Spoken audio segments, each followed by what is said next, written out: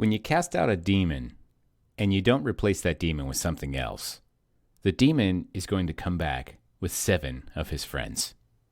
Dallas Jones. DC Tribe, Josh Thomas.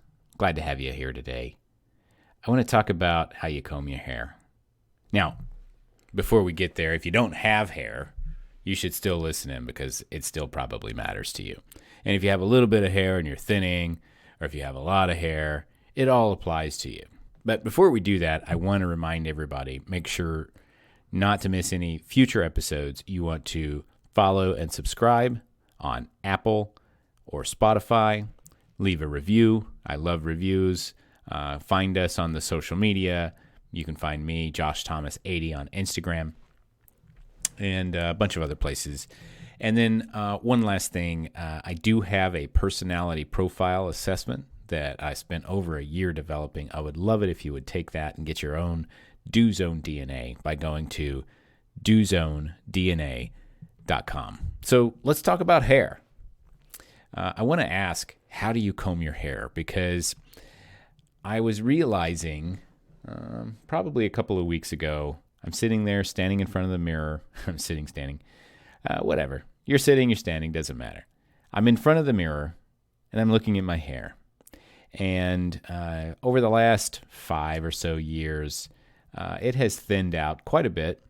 I still have full coverage technically, but there's a spot right here on the top near the front that's not exactly in the front because I've still got some bangs that's really thinning out and it's starting to open up. I always promised myself as soon as there was like a little puddle or lake of scalp that opened up on my head, like, screw it. Gonna just shave it all off. Can't stop me now, but now that it's actually happening and it's actually getting closer, I'm like, no, stay with me, hairs. Stay with me as long as you can. And that got me to thinking. So as I'm combing my hair, since I've been a child, I have combed apart from the left side and just laid the hair down facing to the right. And I had some light bangs of various lengths over the years. There was a brief period in 1991 that I had a mullet like everybody else. I had a buzz cut for a long while actually. And then I let it grow out for a little bit. And now I keep it pretty short, but it still kind of parts to the left or parts from the left and lays down to the right. And I've always wanted to be one of those cool guys that could just like spike his hair up and walk around like that. But I'm just like, man, I can't. It doesn't feel right. Or just put some gel in it so that it stays exactly where it wants to be. I'm really self-conscious about that too. And so I started realizing how I comb my hair is a representation of how I present myself to the world. And how you comb your hair is the same. Now, I'm not going to go too deep on the psychological journey here because, as mentioned before, I come up with a prompt and I start talking. And so I haven't really done a whole lot of research on this. This is all coming out of my head. But from what I can tell, I am not comfortable personally with spiking my hair up like that, because I feel like it's drawing a little more attention to me than I want it to. Or it could be possible that maybe I'm afraid that people won't take me very seriously or something like that. Now, I'm not saying that's right or wrong, but I'm saying that's a self-perception I have.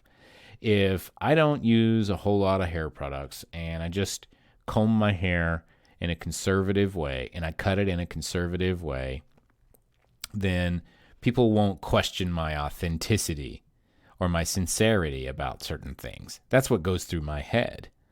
Now, again, I'm open to that being challenged and I'm open to being completely wrong about it. But my entire life, I've combed my hair basically the same way. And it has something to do, in my opinion, with those thought processes. And so what does your hair look like? Maybe you don't even have hair.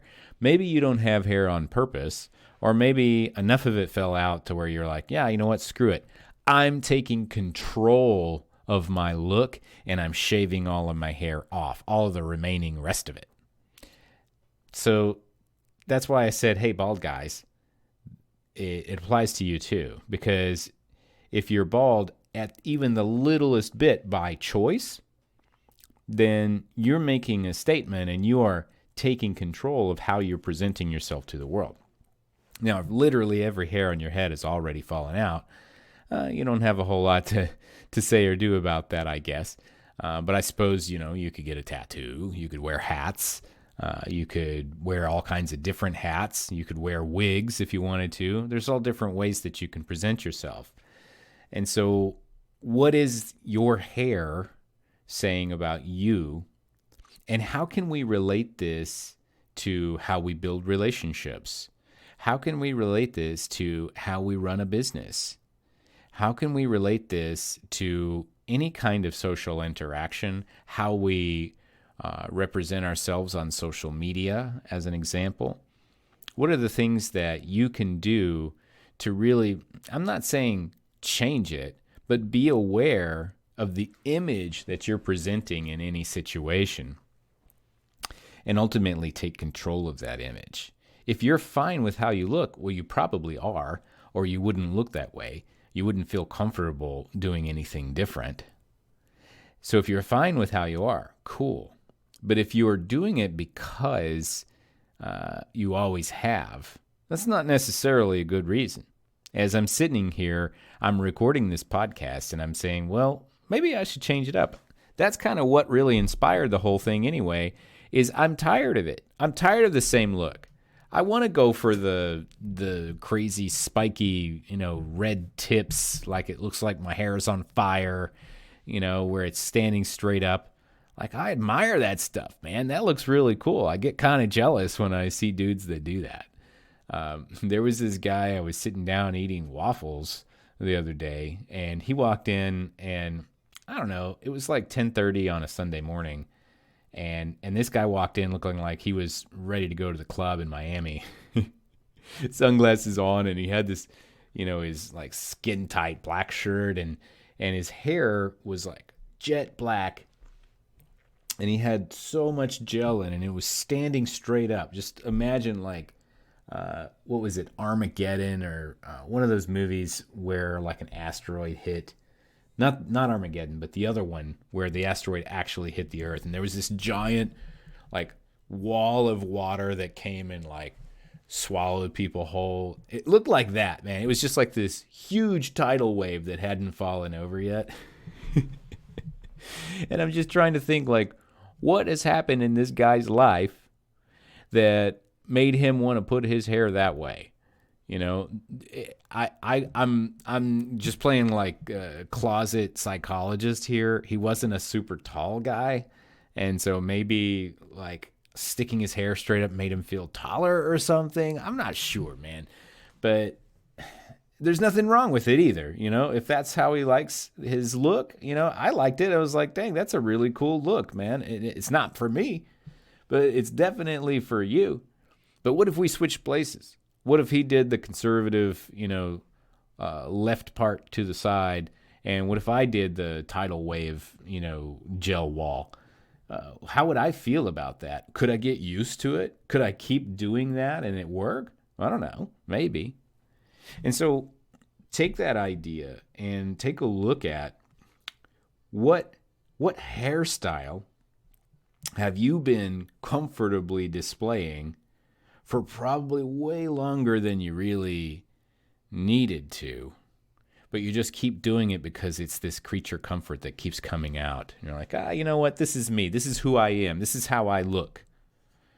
When it's something that you can easily change, that makes a dramatic difference in how you perceive yourself, and also can make a dramatic difference in how other people perceive you, and it's 100% temporary. Your hair is going to grow back, and you can do whatever you want with it, unless, again, you're bald. And then in that case, well, maybe it's not going to grow back, but if you have even just a little bit of it, you can change something up. If you shave it off, if you grow it out, even if you've got bald spots, you can do all kinds of different things. You can wear different hats. So why do we make the choices that we make? There's no good answer to that. But it's food for thought. How do you comb your hair? And why do you do that? Why do you present yourself to the world that way? And then the last question, the deep question about it is the way that you're combing your hair and the way that you're presenting yourself to the world serving you best? Is that the healthiest way that you can present yourself? I know me personally, part of the reason that I'm getting this out is I want to change the way that I present myself. And I've been making those little steps here and there. I've been buying different clothes. I've been buying different colors and different styles. I'm trying to get out of that box, but it's not easy. I've spent decades in that box. And that box has served me well from a position of comfort. But it has not served me well from a position of relating and getting out and expanding my horizons. And that's something that I need to work on. And I hope you'll work on it with me too. So I'm not going to ask for like this cult-like commitment for everybody to just shave their head and just do something crazy or anything. But I do want to ask that question: how do you comb your hair? Why do you think that you comb your hair that way? As in, how are you presenting yourself to the world? And then the most ultimate question is that presentation that you're making the healthiest way you can present yourself? Something so minor as cutting your hair or styling your hair or combing it to one side or the other or straight up or cutting it off. Think about the choices that you had to make to lead you to that decision, and then go back and question those choices and ask, am I really doing the best that I can? Can I get out of my comfort zone by doing something a little bit different? Try something different. Hey, it's temporary, man. Hair grows back. Again, asterisk. But hair mostly grows back. Think about it. That'll be all for today. I want to remind everybody one more time to go to dozonedna.com to take the DoZone DNA personality profile assessment. It'll help give you a great idea of how you get stuff done so that you can build the optimal world around you for maximum performance.